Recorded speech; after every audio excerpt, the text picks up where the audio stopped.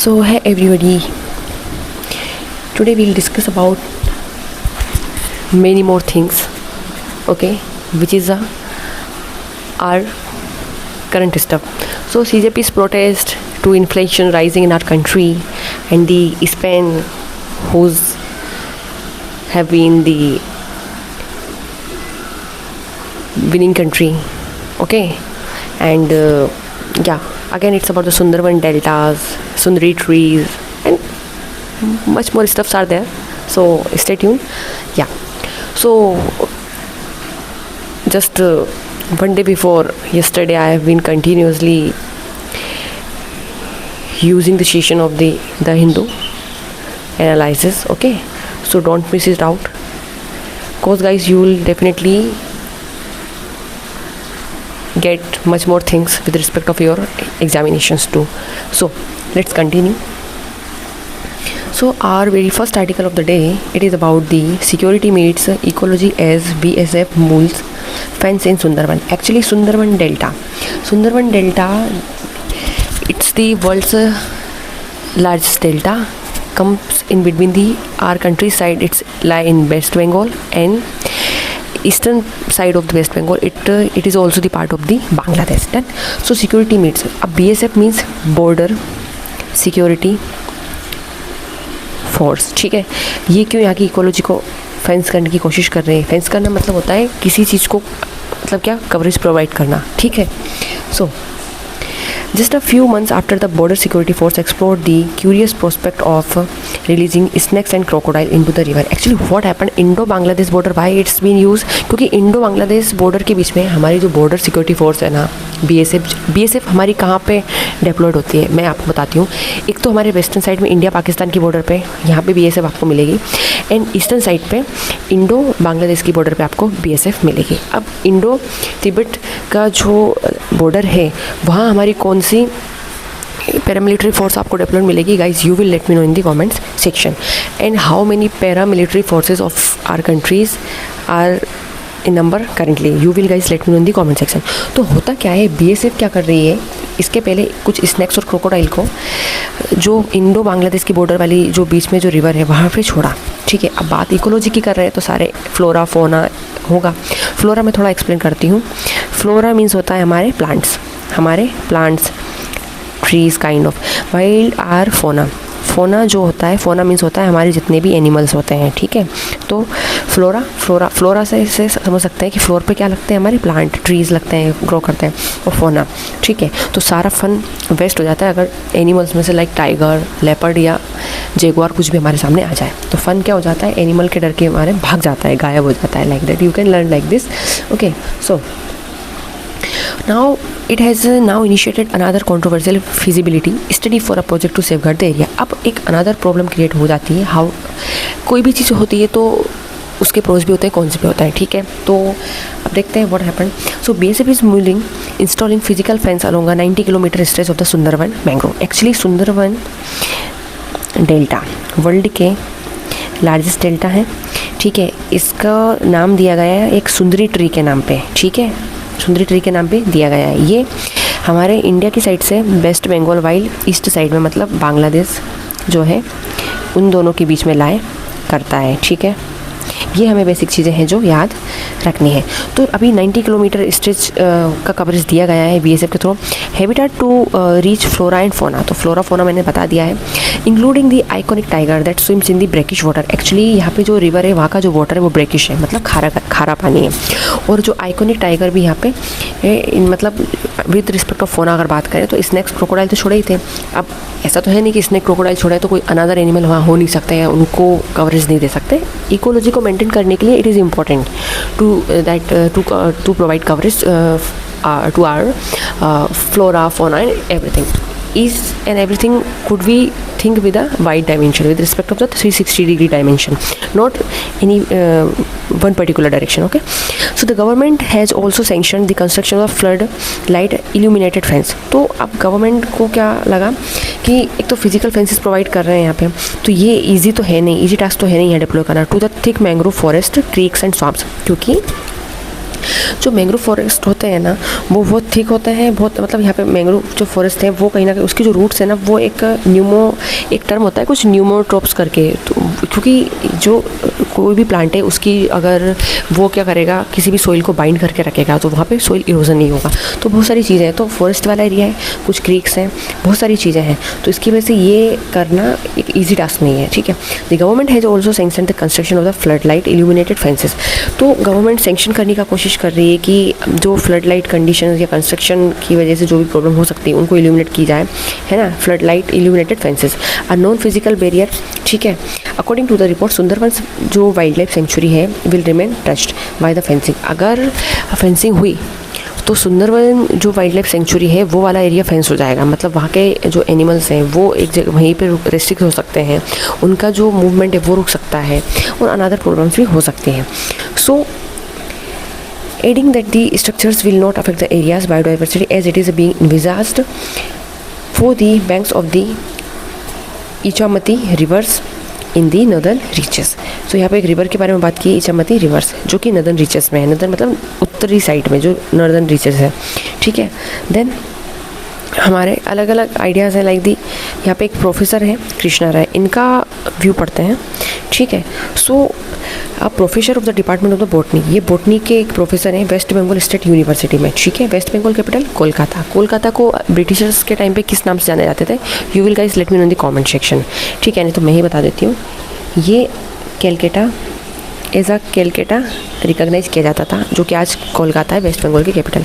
तो इन्होंने बताया कि area chosen for the fencing need not necessarily present problem for the either the local fishers और the biodiversity done being a porous border area. ठीक है, porous मतलब होता है कि जिसमें वाटर इजीली फेच कर जाए, वाटर को ऑब्जर्व प्रॉपर्ली कर लिया जाए, ऐसा एरिया। सपोज सोइल है, सपोज ये हमारी सोइल है, अब यहाँ पे कुछ पोर्स हैं, पोर्स मतलब होल्स कह सकते हैं हम इन सिंपल, तो होल्स हो गया जो भी है, तो वो इससे पोर कर देंगे, इसके अंदर भर जाएंगे, तो ये क्या हो जाएगी? वेट हो जाएगी यहाँ की सोइल।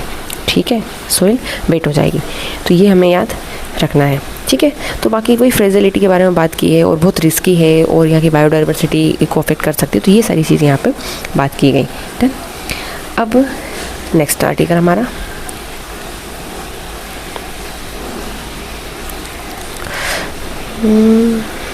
या सो हमें पता है कि स्पेन फीफा वर्ल्ड कप जीत चुका है। ठीक है, और सेकंड जो रनर अप है वो कौन सी कंट्री है guys? You will let me know in the comment section.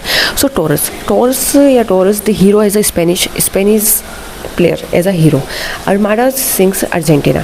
So what happened? This substitute beaches the defending champions dodged defense in extra time to win a second global crown for La Rosa. Okay. Emiliano's heroic not enough to save the day for the South Americans. So what happened? Let's see. So there are defeats that arrive in a single devastating blow. सीधी सी बात है, दो party हैं, दो team है, तो कोई दो मेंबर है इंडिविजुअल भी, तो एक अगर जीत रहा है तो जनरल सी बात है सेकंड तो रनर अप रहेगा या डिफीटेड मेंबर रहेगा। ठीक है ना, तो यहाँ वही सब चीज़ें बताई गई हैं। That the victim barely notice the danger until the escape is no longer possible. जब तक कि आप किसी चीज़ से एस्केप होने का आपके पास कोई पाथ नहीं है, कोई रास्ता नहीं, कोई डोर नहीं है, तब तक आप ये कहें कि विक्टिम्स वेयरली नोटिस द डेंजर, तो आप नोटिस कर पा रहे हैं उस डेंजर को या फिर आप उसको पूरी तरह परसीव कर पा रहे हैं, तो ये शायद कहीं ना कहीं गलत होगा। For more than 2 hours inside the MetLife stadium. MetLife stadium वो लोकेशन है जहाँ पे फीफा वर्ल्ड कप जो है उसका फाइनल मैच खेला गया। ठीक है, तो यहाँ पे ये हमें याद रखना है। और डोनाल्ड ट्रंप, बेटा moment, Donald Trump which is the man जिसकी वजह से वर्ल्ड में इतनी अनसर्टेनिटीज़ हैं, बहुत सारी चीज़ें हैं, क्योंकि I am just not humiliating Donald Trump, but I am just humiliating the act which has been done by him and currently is going to do by him too. कोच देख रहे हैं हम कि US इजराइल ने attack किया Iran पे, कितनी कैजुअलिटीज़ हुई, वहाँ के जो फेमस रिलीजियस लीडर जो है उनकी डेथ हो जाती है। ठीक है, तो कहीं ना कहीं चीज़ें, और फिर बाद में पता चलता है कि स्टेट ऑफ हॉर्मुज जो है उसको ब्लॉकेड हो गया। हमें पता है कि अब हम हमारी कंट्री की ही बात करें तो 60% एनर्जी के लिए हम फॉरेन कंट्री पे डिपेंडेड है, स्पेशली गल्फ कंट्री, क्योंकि वहाँ आपको ऑयल गैसेज एंड रिजर्व ज़्यादा मिलेंगे। ठीक है, सो ये बस वही बताया है कि डेटा वही है कि यहाँ पे जो एक फेरान टोरेस जो है introduce alongside the Mikel Merino to sharpen Spain's attack against Argentina, reshape the defence, तो how to reshape the defence और कैसे अर्जेंटीना के अगेंस्ट इन्होंने गोल किए एंड काइंड ऑफ, तो ये सारी चीज़ें यहाँ पे मेंशन की है। ठीक है, अब नेक्स्ट आर्टिकल है वही कि अब स्पेन जब जीत चुका है, अर्जेंटीना क्या रहा होगा, रनर अप रहा होगा या है, हमें पता ही है ना। और थर्ड कौन है, थर्ड जो है वो इंग्लैंड है। सो एवरीबडी, यहाँ स्पेन के एक जो अर्जेंटीना के जो कोच है वो स्कैलोनी, जो कि हमें दिख रहे हैं।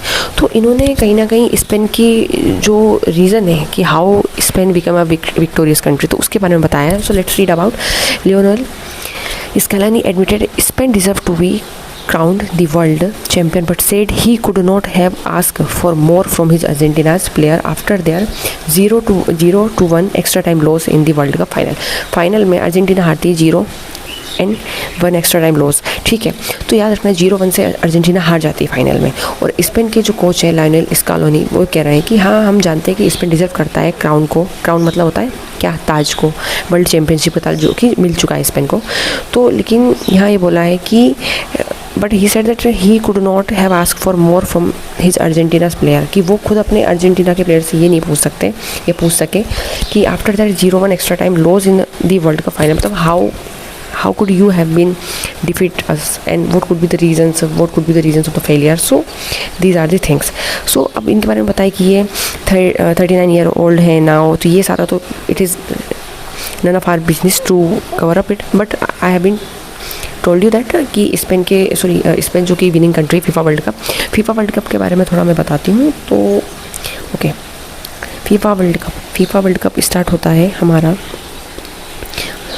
in the year of 1930 done. और सबसे पहला जो मैच खेला जाता है वो उरुग्वे में खेला जाता है। और मज़े की बात ये है कि उरुग्वे ही विनिंग कंट्री होता है first.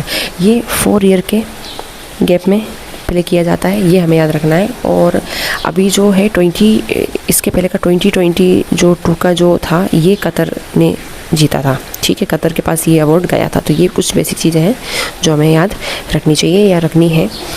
So okay, let's move over on another article.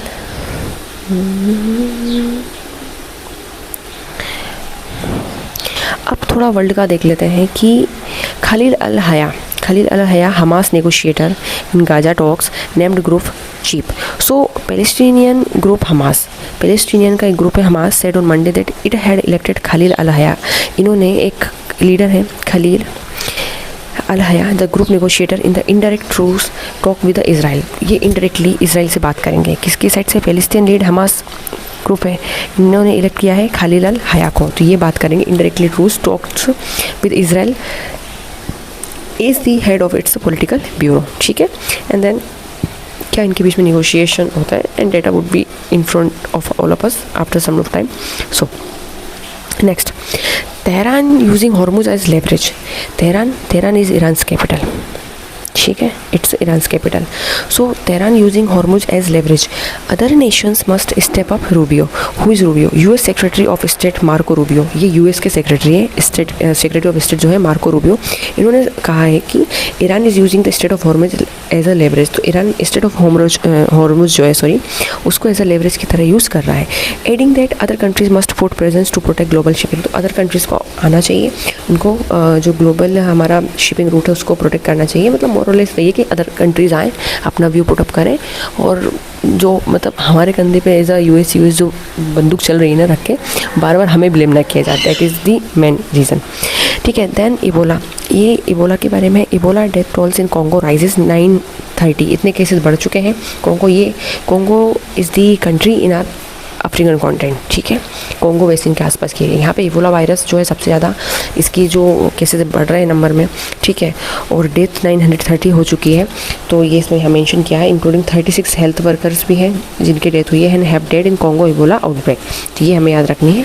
ठीक है, और न्यू 37 डेथ्स रिकॉर्ड की गई हैं between Friday and Saturday. Then it is next article. Trump dismisses Mamdani's threat to arrest Netanyahu in New York. Benjamin Netanyahu Israel's PM, याद रखना है ये इजराइल के पीएम है पहली बात तो। कहाँ के पीएम है? इजराइल के पीएम है। So US president Donald Trump, ये इजराइल पीएम बेंजामिन नेतन्याहू, याद रखना है। So Donald Trump on Monday vowed that Israel's prime minister Benjamin Netanyahu would not face arrest at an UN summit in New York. मतलब UN summit New York में होने वाला है, अब वहाँ इनको एज अ अरेस्ट इनको फेस नहीं करना पड़ेगा, ठीक है। After the city's mayor Zohran Mamdani said he was investigating the move, कि वो इन्वेस्टिगेट कर रहे थे इस मूव को। तो अच्छे से पता है यूएस इजराइल ने मिलकर अटैक किया ईरान पे, ठीक है, इन दोनों की मिली भगत थी, ठीक है। So the international criminal court in 2024 issued arrest warrant for the mister Netanyahu. Actually हुआ क्या था, 2024 में इंटरनेशनल क्रिमिनल कोर्ट ICC ने एक अरेस्ट वारंट निकाला कि इजराइल के जो पीएम है नेतन्याहू, इनको अरेस्ट किया जाए। तो अब यूएस ने जैसे कि हाथ पकड़ लिया है, तो अब यूएस कैसा क्लेम कर रहा है कि यूएस अब इनको अरेस्ट नहीं होने देंगे, ठीक है। अभी इसके पहले हमने देखा कि राम मंदिर में जो भी हुआ डोनेशन, जो वहाँ के इतने डिवोटीज़ थे उन्होंने डोनेट किया, और देखा कि वहाँ इतना बड़ा स्कैंडल हुआ, कई लोग इसमें इन्वॉल्व थे। सो उसी के बारे में है कि Supreme Court proposes SIT stand for the special investigating team, कि Supreme Court of India currently जो हमारे हाईएस्ट एंड अपेक्स कोर्ट है हमारी कंट्री का, इसकी जो सिटिंग होती है वो होती है दिल्ली में, ये भी याद रखना है। Delhi is our country's capital too. तो इन्होंने बोला है कि SIT सेट की जाए ताकि राम मंदिर जो है उसके केस को देखा जाए। राम मंदिर के पहले ये 2019 में पता है बाबरी मस्जिद का कुछ इशू था, और उसमें पहले होता वहाँ टेम्पल था, फिर मस्जिद बन गई, तो फिर ये हिंदूज़ के अंडर में आया। I would not recommending the Hindu and particular Muslim community, it's none of my business and I am not interested to do this, क्योंकि ये पार्टीशन वाले काम I am not interested to do this. But ऐसा मतलब facts and figure थे, news में भी था कि वहाँ पहले टेम्पल था, फिर मस्जिद बन गई, तो ये टेम्पल के फेवर में जजमेंट गया था। और फिर 2019 में वहाँ पे क्या हुआ था कि राम मंदिर बनाने का फिर वहाँ पे ऐसा जजमेंट आया था, तो ये कुछ इशू था, ठीक है। अब मंदिर बन गया, ठीक है, सब कुछ है, लेकिन वहाँ अब होने क्या लगा, अब ये करंट न्यूज़ में इसलिए है क्योंकि यहाँ पे स्कैंडल हुआ है। यहाँ का जो डिवोटीज़ के थ्रू जो डोनेशन दिया जाता है उस पैसे का कोई रिकॉर्ड नहीं है, और बहुत सारे इसमें इन्वॉल्व ऐसे लोग थे जिन्होंने इलीगल तरीके से उस डोनेशन के थ्रू लाया गया पैसा उसको गलत यूज़ किया, या उसको क्या बोलते हैं अगर हिंदी में बोलूँ तो पूरा मतलब ढकार गाना, पूरा खा जाना like. So the Supreme Court on Monday propose a special investigation team SIT of the senior police officer to probe the alleged embezzlement of the Ram temple donation. तो ये हमें याद रखना है, राम टेम्पल डोनेशन के बारे में यहाँ पे बात की गई है। अब सीधी बात है, इन्वेस्टिगेशन टीम बैठी तो CBI तो होगी उसमें, है ना। तो the petitioner have demanded a central bureau of investigation, CBI की, ठीक है। तो पिटिशनर डिमांड की कि CBI को ये प्रूफ दी जाए and the publication of the complete financial details, की पूरी फाइनेंशियल डिटेल, तो कितना पैसा कहाँ गया है, कितना कुछ, तो इसके रिगार्डिंग ये पूरी बात है। अब जो CGI है हमारे, ठीक है, जो हमारे CGI हैं, कौन है हमारे CGI? करंट जो सूर्यकांत सर हैं विद सोलिसिटर जनरल, जो कि तुषार मेहता है। तो अभी आपसे यही वनडे एग्जाम में पूछा जा सकता है कि who is current CGI of our country, तो ये है कौन हमारे जस्टिस सूर्यकांत सर। और कौन सोलिसिटर जनरल जो है हमारी कंट्री के, तो ये याद रखना, ये है तुषार मेहता। तो क्या होता है for the Uttar Pradesh government, क्योंकि ये यूपी में है ये temple, informing it that status report of the investigation, कि आप ग्राउंड लेवल की रिपोर्ट, उसकी इन्वेस्टिगेशन डिटेल्स और पूरे फैक्ट्स एंड फिगर हमें प्रोवाइड किए जाए, तो ये याद रखना है। Mister Mehta briefly said 8 people had been arrested and it was better not to divulge more details of an active investigation। तो इन्होंने बोला है कि 8 people यहाँ पे अरेस्टेड किए जा चुके हैं, ठीक है, and it was better not to divulge more details of an active investigation.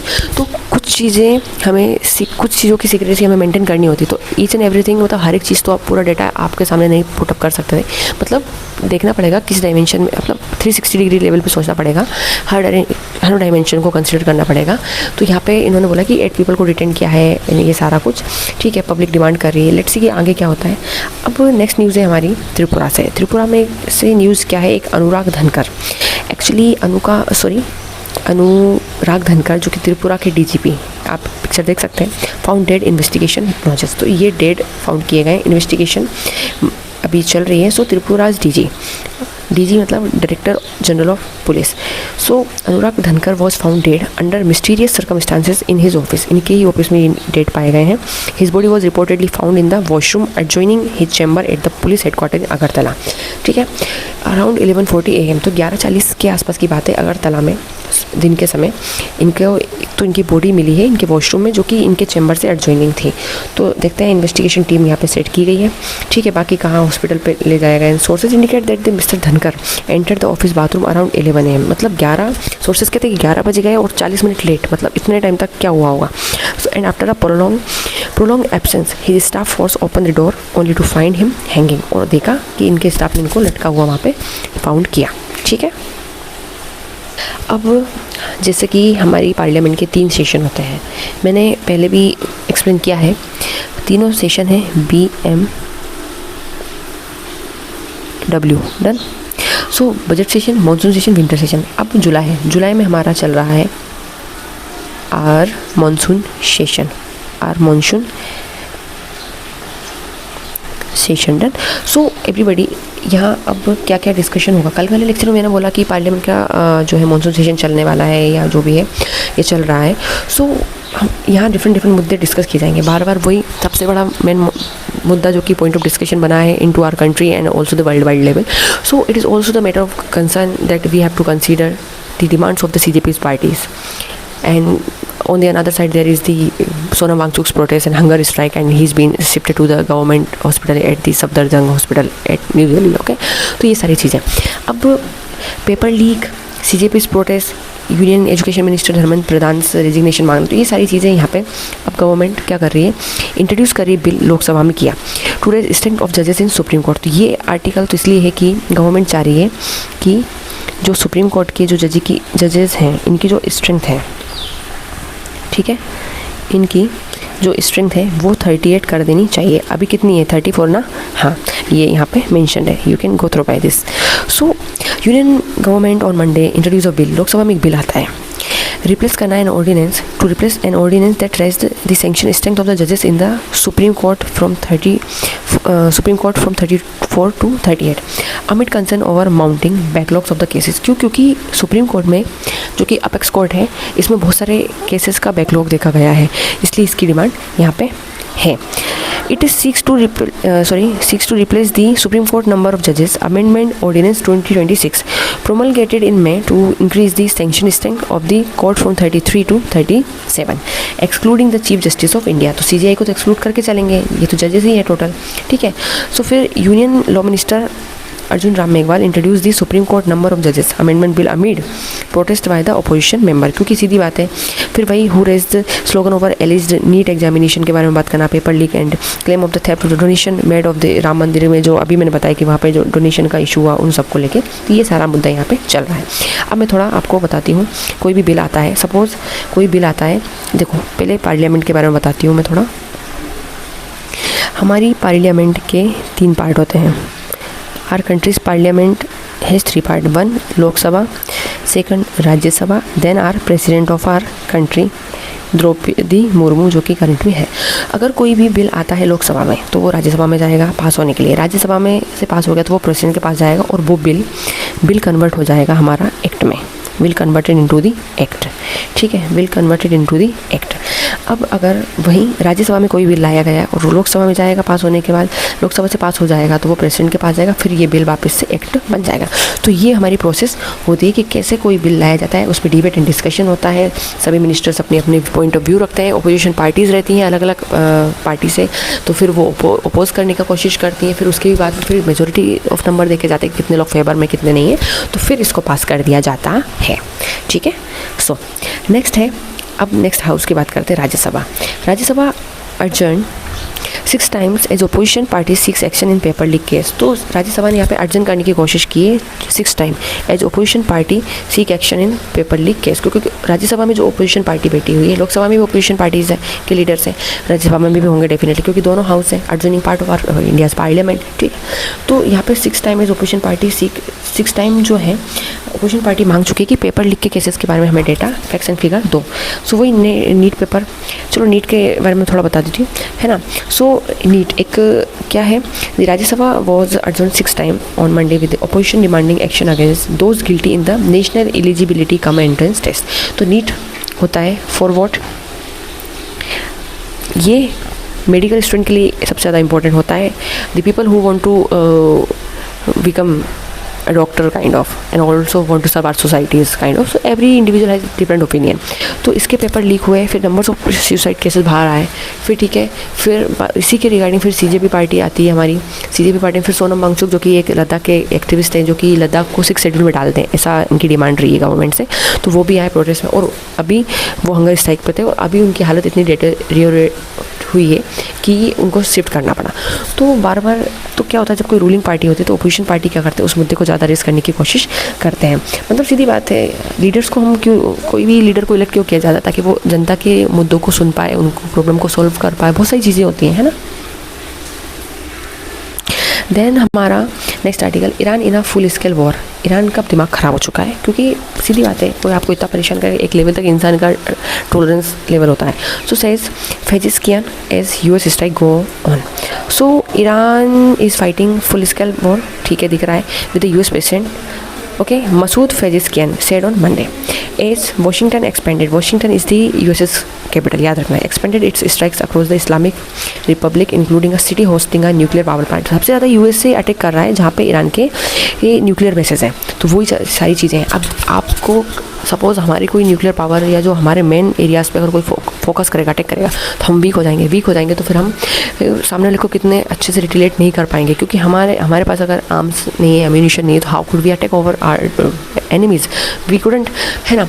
तो इसलिए ईरान अब फुल स्ट्राइक में, क्योंकि उसको गुस्सा पहले तो वहाँ के रिलीजियस लीडर को मारा, ये वो चल रहा है, बीच में सीज़ फायर हो जाता है, फिर बोलते हैं रशिया, फिर हमारे ऊपर भी सैंक्शंस US लगाता है, टेरिफ बढ़ाते जाता है, 50% तक टेरिफ कर दिया, फिर ठीक है रिड्यूस करते हुए वो टेरिफ आ जाता है, हमारा 50% होता है, फिर 50% से 18% होता है, ठीक है। फिर बोलता है कि अभी रशिया, क्योंकि US's president Donald Trump thinks कि यूक्रेन के ऊपर जो रशिया अटैक कर रहा है, और रशिया इंडिया का बहुत अच्छा फ्रेंड है, हमने ब्रह्मोस मिसाइल्स भी परचेज़ की हैं, तो कहीं ना कहीं जो इंडिया के थ्रू जो इंडिया के थ्रू जो पैसा जा रहा है, जो डील्स हो रही हैं, ट्रेड एंड नेगोशिएशंस हो रहा है, उसके थ्रू जो पैसा जा रहा है, उसके थ्रू रशिया पावरफुल होता जा रहा है, और वो यूक्रेन के ऊपर अटैक कर रहा है, ये रीज़न है, ठीक है। जबकि यूक्रेन के ऊपर अटैक कब से चला आ रहा है, इट्स अराउंड आर 2021 एंड 2022, या 2021 एंड 2022 के टाइम से, तो अभी around its 4 to 5 years going on. तो बहुत सारी चीज़ें होती हैं, तो इसलिए, लेकिन फिर बाद में जब एनर्जीज, क्योंकि हमें पता है 60% एनर्जी सप्लाई हमारा बाहर से हम इंपोर्ट करके लाते हैं, गल्फ कंट्री में सबसे ज़्यादा एनर्जीज होती हैं, तो स्टेट ऑफ हॉर्मुज़ जब ब्लॉक किया गया है, उसके बाद सारी फिर सीज़ फायर हुआ, तो फिर पहले तो बोला कि रशिया के साथ आप नेगोशिएशंस मत करो, फिर US प्रेसिडेंट डोनाल्ड ट्रम्प कहते हैं कि आप रशिया के साथ कुछ टाइम के लिए हम आपको राहत दे देते हैं, आप वहाँ से एनर्जी ऑयल वगैरह जो आप परचेस करना चाहते हैं आप कर लो। तो मतलब डोनाल्ड ट्रम्प मूड का कुछ कह नहीं सकते कभी भी कुछ भी, क्योंकि सीधी बात है, लीडिंग पावर है ना, वर्ल्ड की leading power as a country, मतलब सेल्फ रिलायंट है सबसे ज़्यादा, तो सारी अनदर कंट्री उनके ऊपर डिपेंडेंट है। तो इसलिए कहते हैं कि वर्ल्ड लेवल पे कोई परमानेंटली फ्रेंड नहीं होता और कोई परमानेंटली एनिमी नहीं होता, तो ये चीज़ हमें याद रखनी पड़ती है, ठीक है। Now it's about the Bengaluru to host India US space group meet in August में जो बेंगलुरु है हमारा, Silicon Valley of our country Bengaluru, USA का सिलिकॉन वैली किसको बोला जाता है, you guys let me know in the comment section. So Bengaluru अभी होस्ट करने वाला है India United State of America space group की मीटिंग, ठीक है। So the next meeting of the India US civil space joint working group CSJWG will be held in Bengaluru in August. So Bengaluru में अगस्त के मंथ में, इन आर नेक्स्ट मंथ ये complete होने वाली है। Eric Atkins, public diplomacy officer US consulate general, said Monday that the CSJWG experts from the USA and India would hold bilateral talk होगा, meetings होगी, दोनों के बीच में नेगोशिएशंस होगा, ठीक है। किसके रिगार्डिंग, स्पेस ग्रुप मीटिंग के बारे में, कि how to further bring our space technologies and how in which fields we can come with each other, okay. तो ये सारा कुछ है। Then yeah so CSJWG was establish in 2005, ये 2005 में इस्टेब्लिश किया जाता है। एंड ओवर द ईयर्स जैसे जैसे टाइम निकलता गया, official from the Indian space research organisation जो कि हमारी ISRO and expert from the other Indian government agencies के एक्सपर्ट हैं, held discussion with the NASA USA की स्पेस एजेंसीज है, और रोस्कोसमोस रशिया की स्पेस एजेंसी है। इंडिया की स्पेस इंडिया का जो है वो है क्या, क्या है अभी मैंने पढ़ाया और जो भी सारी चीज़ें हैं guys you will let me know in the comment section. तो हमारा इंडिया की साइड से इसरो है। So the two countries have had a strong bilateral cooperation रहेगा, स्पेस के फील्ड में कोलैबोरेशन रहेगा ऑन वेरियस स्पेस प्रोग्राम आने वाले या जो हो चुके हैं। जैसे अभी नासा और इसरो का जो सिंथेटिक अपर्चर रडार जो रहा है निसार हमारा joint initiative mission which was launch in 2025, तो ये 2025 में लॉन्च हो चुका है। अब लेकिन अभी स्पेस टेक्नोलॉजी में अब हमें आगे भी डिस्कशन करना है, ठीक है। और मार्च 2020 परसिवरेंस रोवर जिसके बारे में बात की।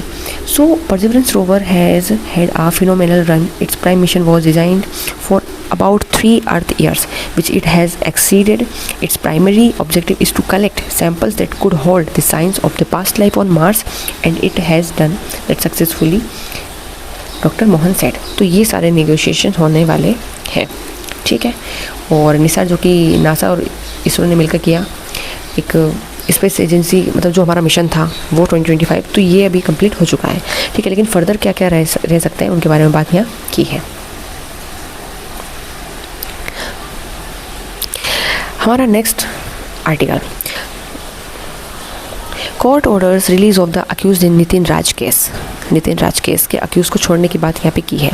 सो the Thalassery principal district session court on the Monday order the release of the M.K. Ram, ठीक है। M.K. Ram the first accuse in the abetment to suicide case. ये एक सुसाइड केस हुआ जो कि एसोसिएटेड है M.K. राम, जो फर्स्ट अक्यूज है इस पूरे abetment of the suicide. Abetment of the suicide मतलब होता है किसी को सुसाइड करने के लिए उकसा देना, किसी को फोर्स करना कि आप सुसाइड कर लो, ये होता है abetment of the suicide case related to the death of the first year BDS student RL Nitin Raj of Kanpur dental college. तो कानपुर के डेंटल कॉलेज में एक जो BDS का स्टूडेंट था, ठीक है, BDS student for the bachelor of dental surgery, यहाँ के स्टूडेंट जिसकी डेथ हो जाती है RL Nitin Raj of Kannur dental college, ठीक है। And Anjarakandy citing procedural lapses in his arrest. Doctor Ram former head of the department of the dental anatomy of the college के head रहे हैं, ठीक है। और इन्होंने इस स्टूडेंट को जो कि BDS का स्टूडेंट था, क्या नाम था इसका, BDS student RL Nitin Raj, ठीक है। तो इसके रिगार्डिंग तो इसने क्या हुआ, doctor M.K. Ram being arrested by the crime branch in Kannur. तो ये है, ये प्रोफेसर है जिसने इस स्टूडेंट को जो कि BDS का स्टूडेंट था इसको उकसाया था कि सुसाइड के रिगार्डिंग। तो इसको कोर्ट ने भी ऑर्डर दे दी कि रिलीज़ कर दो इस अक्यूज इन नितिन राज केस। तो ये जो स्टूडेंट के केस में अब इस अक्यूज को रिलीज़ कर दो। कोर्ट का मुझे जुडिशरी का कुछ समझ नहीं आता है। लॉ एंड ऑर्डर एवरीबडी हमारे कॉन्स्टिट्यूशन में, ठीक है, 3 लिस्ट है, done. Union list, state list and concurrent list. Union में यूनियन गवर्नमेंट हमारी सेंट्रल गवर्नमेंट लॉ बनाती है, उनके सब्जेक्ट होते हैं। स्टेट में स्टेट गवर्नमेंट बनाती है, वाइल कॉन्करेंट में दोनों के सब्जेक्ट्स होते हैं। तो ये हमें याद रखनी है। अब लॉ एंड ऑर्डर की बात करें तो स्टेट के अंडर में आता है लॉ एंड ऑर्डर, इसलिए यहाँ पे आप लॉ एंड ऑर्डर, ठीक है। रेयरेस्ट ऑफ रेयर केसेस होता है इस कंडीशन में, फिर वो अलग बात हो जाती है कि प्रेसिडेंट ऑफ इंडिया हमारी पार्डन कर रही है, माफ़ कर रही है या जो भी है, तो वो एक अलग सिनेरियो हो जाता है। लेकिन ये हमें याद रखना है कि 7 schedule of our Indian constitution, 7 schedule में 3 लिस्ट होती हैं, यूनियन, स्टेट और कॉन्करेंट। और स्टेट के अंदर में लॉ एंड ऑर्डर आता है कि अक्यूज़ है सुसाइड के लिए, सुसाइड किया उसके लिए, सुसाइड के लिए, अबेटमेंट ऑफ सुसाइड के लिए, मर्डर जो कि, चलो मैं BNS के कुछ सेक्शन बता देती हूँ। सो BNS के सेक्शन है BNS करेंटली भारतीय न्याय संहिता, BNS का 101 मर्डर को रिकॉर्ड करना, ठीक है, सॉरी मर्डर को रिकॉर्ड करना।